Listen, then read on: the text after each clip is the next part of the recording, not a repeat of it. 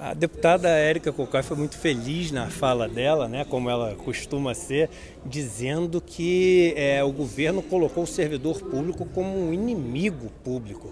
E veja bem que crime fazer isso. O nome é servidor público, é aquele que existe ali para servir o bem comum, para servir o coletivo.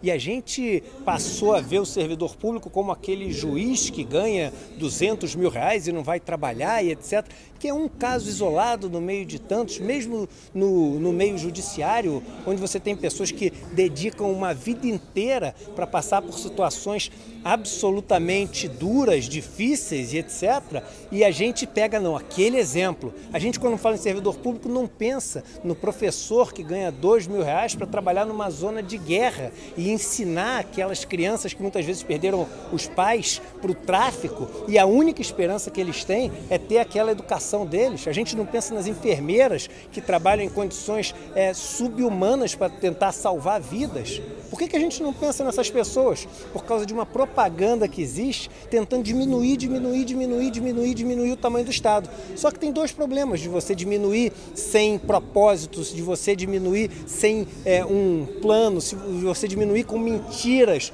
o tamanho do Estado. O primeiro é que a gente vive num dos países mais desiguais do mundo. E nesse país tão desigual, onde tem lugares que você precisa de 2 horas de canoa, 10 dias de barco para poder chegar, você fala o seguinte: é a iniciativa privada, é o livre mercado que vai fazer essas pessoas saírem das condições de desigualdade dela?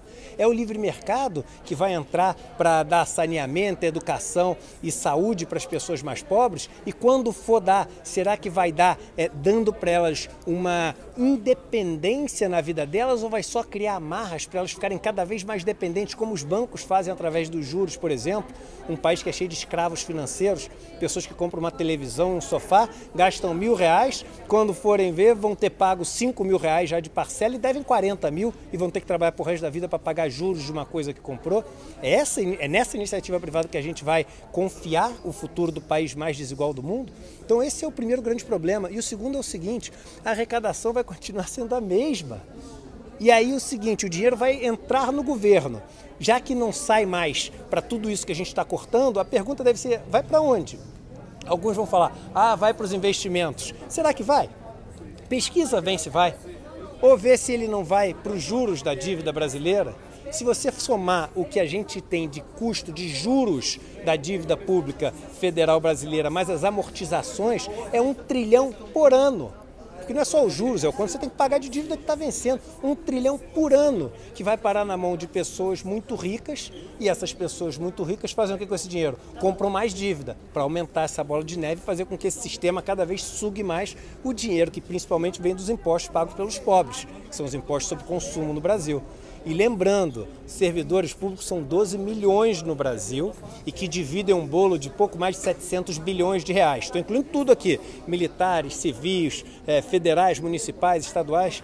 Eles dividem esse bolo de 700 bilhões, 12 milhões de pessoas. As 200 famílias mais ricas do Brasil, está na Forbes na última edição, elas no ano passado aumentaram a fortuna em R$230 bilhões.